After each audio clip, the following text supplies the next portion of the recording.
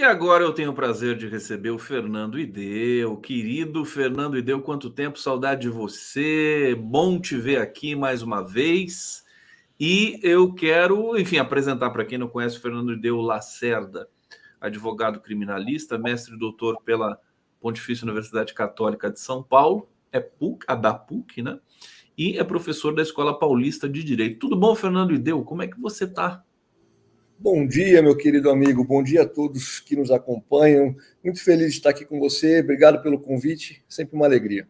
Muito bom. Vamos, fica para a gente então como é que se deu essa questão da Transparência Brasil. Você e o Marco Aurélio de Carvalho, né? Vocês recorreram à PGR, né? Foi isso que. Esse é o processo? Não, isso, na verdade, Conde, é fruto de um trabalho que já vem desde 2021, né? De investigação nossa, né? Basicamente em duas frentes, né? Primeiro, em documentos públicos, né? Memorandos, documentos, comunicações públicas que tivemos acesso aí na internet, disponíveis publicamente, de memorandos trocados entre a Transparência Internacional e a Força-Tarefa da Lava Jato no âmbito dessas colaborações, delações, leniências, né? Uma cooperação, algo que à época já nos pareceu muito estranho, esse tipo de cooperação entre o Ministério Público Federal, a Força Tarefa da Lava Jato, e uma ONG internacional, né, que se diz aí, que diz que promove aí integridade e medidas contra a corrupção, né? À época já parecia estranho, mas isso vem ainda mais, né, reforçar a nossa suspeita de que algo de estranho acontecia ali quando da Vaza Jato, e a gente nota ali diálogos, né, conversas sobre como se daria essa cooperação entre MPF e Transparência Internacional, e ali se fala em burlar, fala-se explicitamente ali, né, no diálogo deles, em burlar o controle do TCU.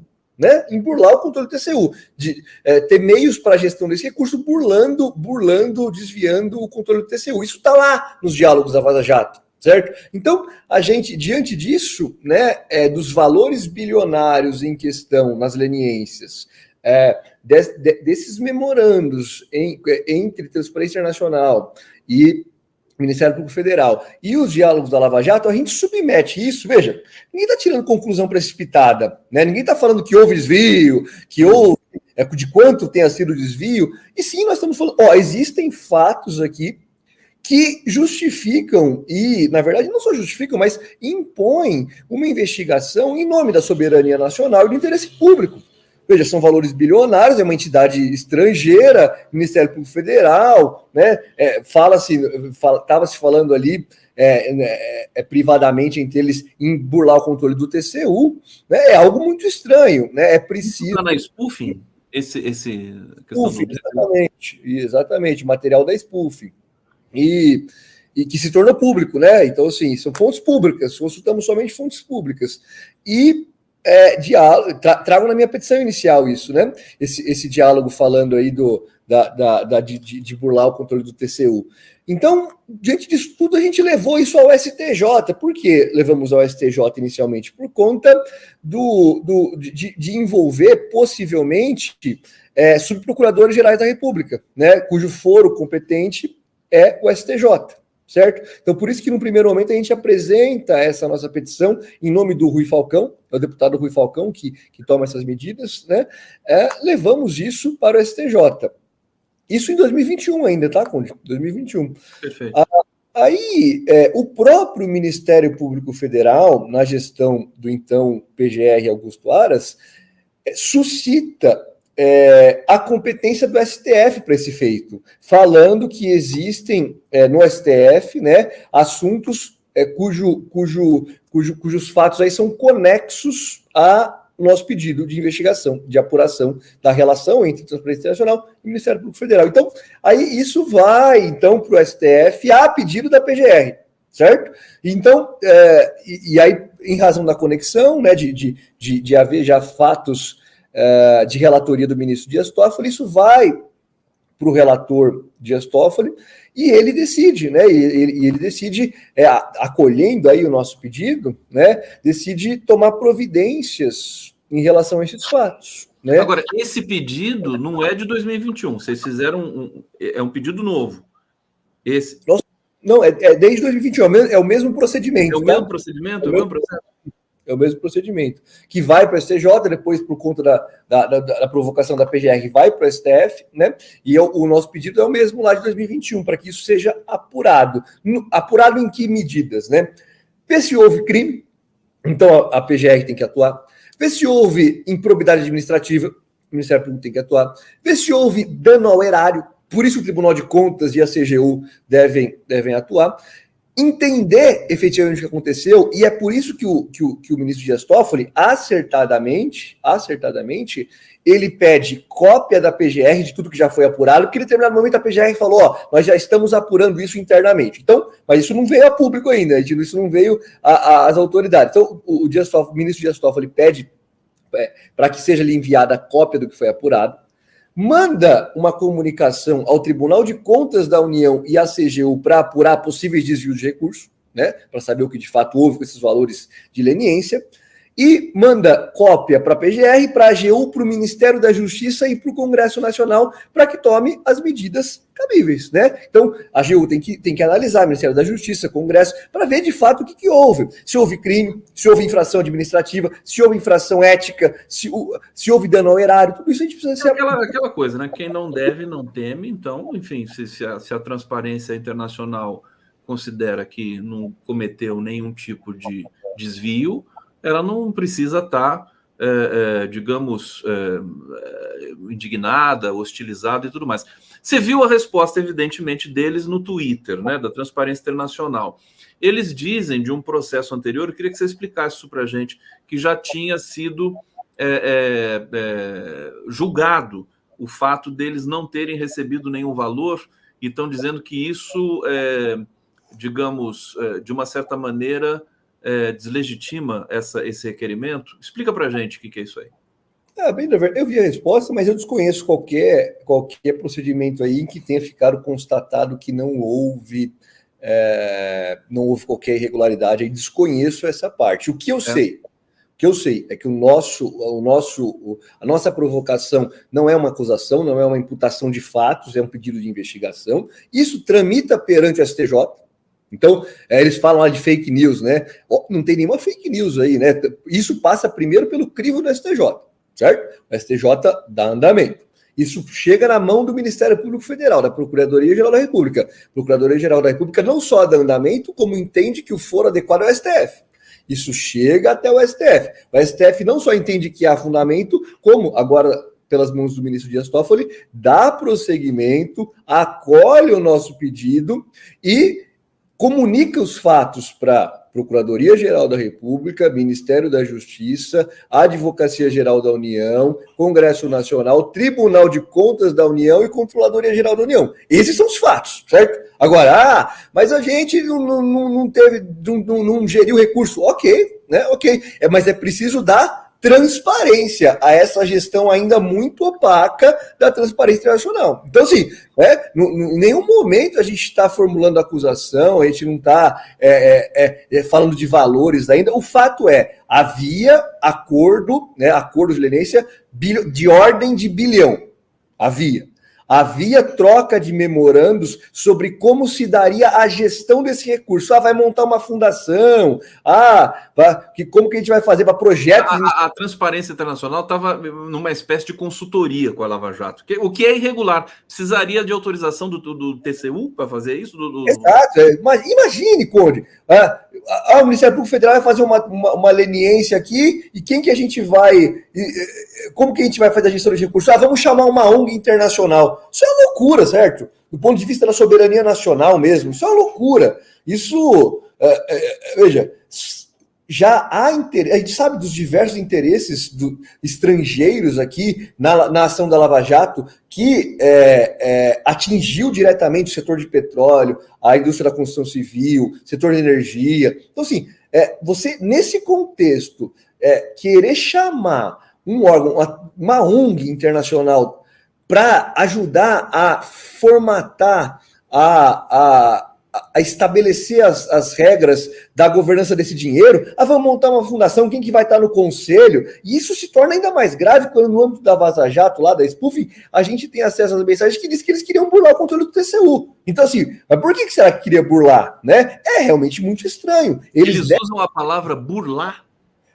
Eu preciso resgatar o contexto ali, mas era aí, vamos contornar, né? Vamos evitar o controle do TCU, que obviamente teria que ser ouvido aqui, certo? Obviamente que o TCU teria que zelar pela gestão desses recursos vindos da leniência. Então, assim, entre eles ali nos diálogos, queriam desviar esse controle. E, formalmente, estavam palpitando, sim, em como se daria a gestão. Lembra aquela história da fundação bilionária ali? Claro, né? É isso que está ali jogando. Eles estavam com essa missão, falar, vamos fazer um acordo de leniência, vai ter bilhão aqui, beleza. O que a gente vai fazer com esse bilhão? Né? Essa era a dúvida. E nós temos que saber o que eles estavam tramando, o que eles estavam pensando em fazer com esses recursos. É legítimo, você tem que saber. Perfeitamente, deu aqui trazendo todas as informações que eu acho que não foram ainda devidamente processadas, porque a imprensa convencional brasileira tá de luto, né? Porque eles nunca imaginaram, né, que a Transparência Internacional iria ter, digamos assim, iria ter problemas, né, de transparência, justamente. Eles acham que a transparência... Inclusive, eles acabaram de divulgar esse ranking, que é feito de uma maneira bastante discutível, né? Da percepção de corrupção, de que o Brasil caiu 10 posições, dizendo coisas estranhas, né? De nomeação de Zanin. Você viu esse ranking publicado aí da Transparência? Agora, deixa eu mostrar aqui mais uma vez para o público e para você, meu querido Ideu, essa foto aqui que está circulando nas redes, que essa aqui é uma diretora da Transparência Internacional. Essa foto é de 2016 e ela aqui, enfim, me impressiona a sem cerimônia, quer dizer, uma suposta ONG, né, apartidária, e que celebra, digamos assim, ataca então ex-presidente Lula, que estava sendo perseguido de maneira covarde, tudo ficou provado depois pelo STF, agora é o atual presidente da República. Quer dizer, que apito que toca essa Transparência Internacional? Agora, a despeito também desse processo, vocês chegaram a ver de onde como é que surgiu isso em Berlim, quais são as representações do mundo? Isso faz parte, digamos assim, das preocupações de vocês com relação a essa ONG?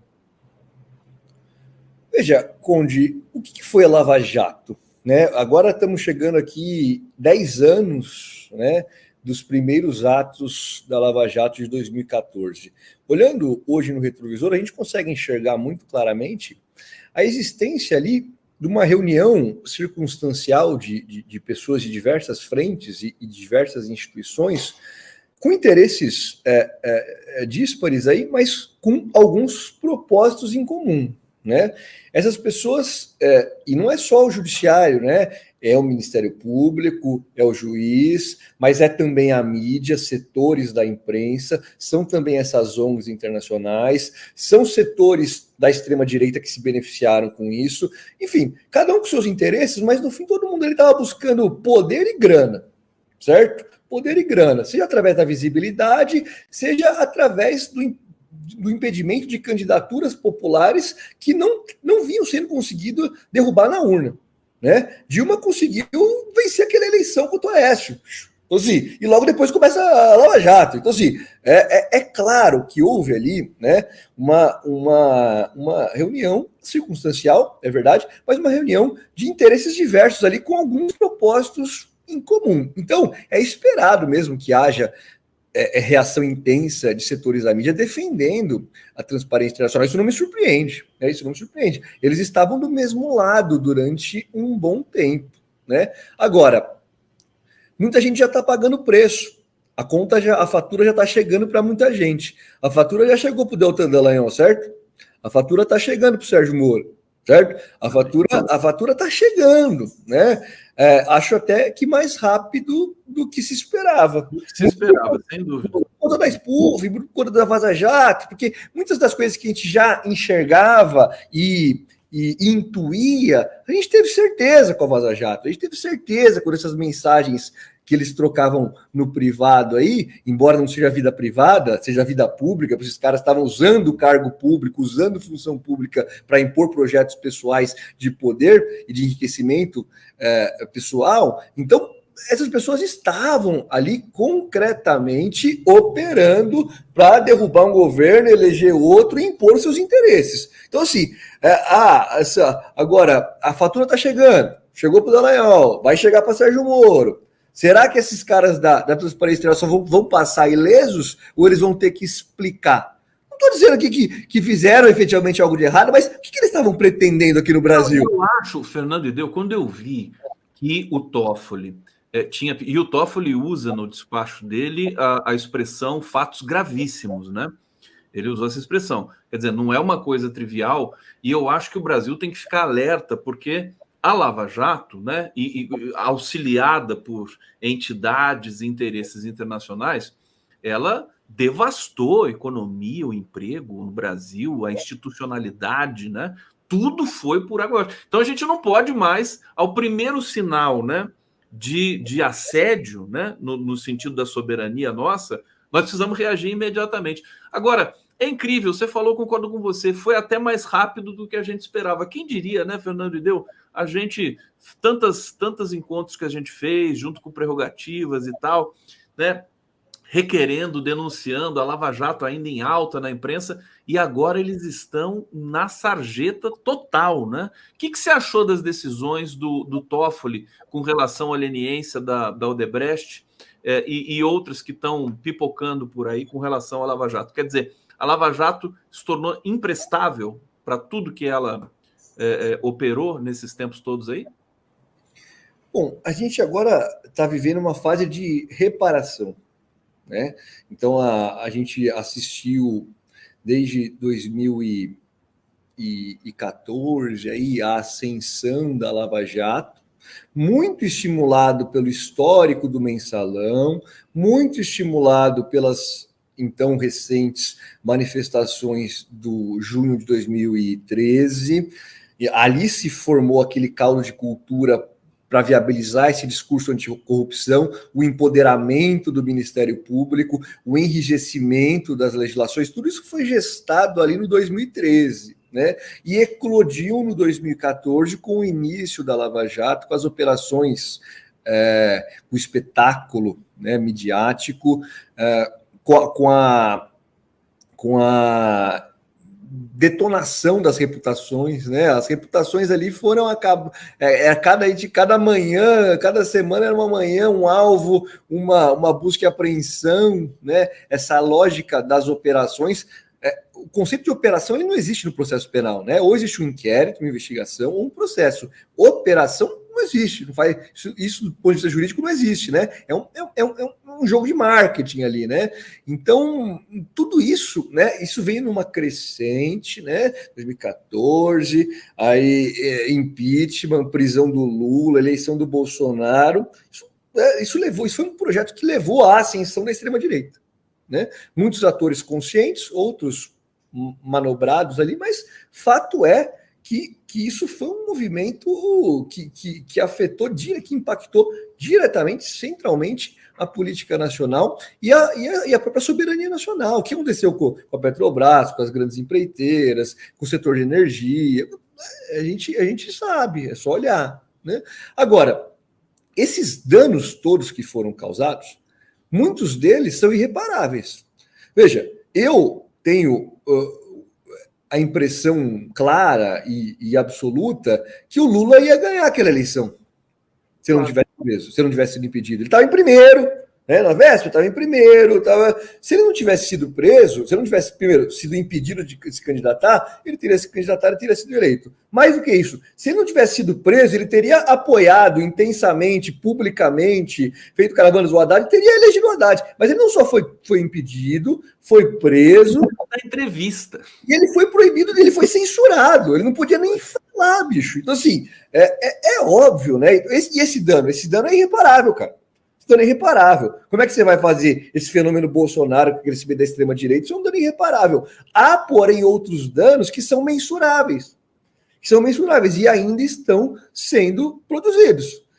Esse movimento de rediscutir a leniência é um movimento absolutamente legítimo, e não é só o interesse das pessoas que vão ter que pagar essa obrigação, é soberania nacional, bicho. É a gente entender qual foi o contexto que isso foi feito, para onde esse dinheiro ia, quem que estava operando e quais foram as ameaças, os constrangimentos que as pessoas receberam. Para quê? Uma, para reparar, obviamente, mas dois, para historicamente a gente ter a dimensão do que aconteceu e impedir que isso jamais aconteça, como você mesmo coloca, para que a gente consiga perceber, ainda na fase embrionária, esses ataques à nossa soberania nacional e possa reagir. Porque senão a gente vai estar... Não acontece de novo, né, o Ideu? Esse é o fato, né? Pode acontecer de novo. Vai repetir isso novamente, cara. A gente está vendo agora, Code, o empoderamento de determinados setores em detrimento a outros pode gerar futuramente novos lava-jatos, novos ataques à soberania popular, à nossa democracia, né? Então, acho que é de suma importância não só para aqueles que eventualmente foram lesados patrimonialmente, mas como sociedade, que a gente conheça de fato o que aconteceu. Fernando Ideu aqui no 11 News, quero agradecer muito sua presença e deu parabéns pelo trabalho. Como é que tá o Pedrão? Tá bom? Tá firme e forte, sempre Serrano, que é o compadre do meu querido Fernando Ideu, saudade do Serrano também. Meu mestre, sempre engajado aí na resistência democrática, um grande cara. Sempre. Fernando Ideu, muito obrigado. A gente vai para a transição no 11 News e em breve espero que você volte aqui para a gente conversar sobre outros assuntos também. Muito obrigado. Uma alegria estar aqui com você, meu amigo. Um abraço.